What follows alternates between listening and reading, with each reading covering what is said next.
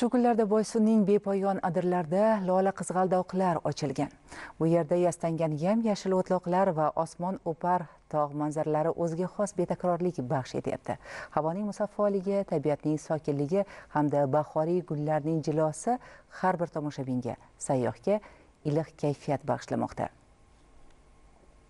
Fusunkor Boysun tumanning barcha hududlari qatorida Dastig'oz mahallasidagi ajrim qishlog'i adirlarini shu kunlarda alvon-alvon lola qizg'aldoqlar qopladi. Yilning 4 faslida ham tabiat shaydolarini maftun etadigan Boysun tog' yonbag'ridagi bu qir adirlar ayni kezlarda bahorning mana shunday fusunkor manzarasi bilan insonlarni beixtiyor o'z bag'riga chorlayotir. Shu kunlarda Boysun taraflarga Qulhokim, Dastig'oz, Pudina qishloqlariga yo'lingiz tushib qolsa, bepoyon kengliklarda yastanib yotgan mana bunday bag'ri qizil lola qizg'aldoqlar sizga o'zgacha taassurot uyg'otadi.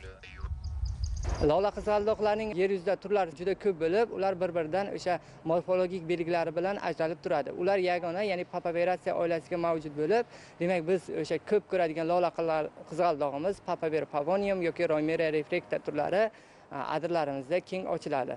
Har qanday tabiatimizdagi o'simlik tashqi muhit omili, ya'ni ekologiyaga qaraydi.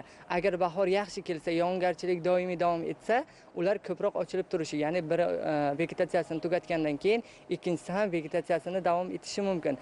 Ona tabiat inom etgan bebaho go'zalliklardan bahra olib, huzurlanishga chog'langan ijod, san'at olami vakili borki, beixtiyor maftunkor Boysunga xush keldingiz deya, bor zavqini mana bunday Boysungagina xos bo'lgan raqslar va aytimlar bilan ifodalashayotir.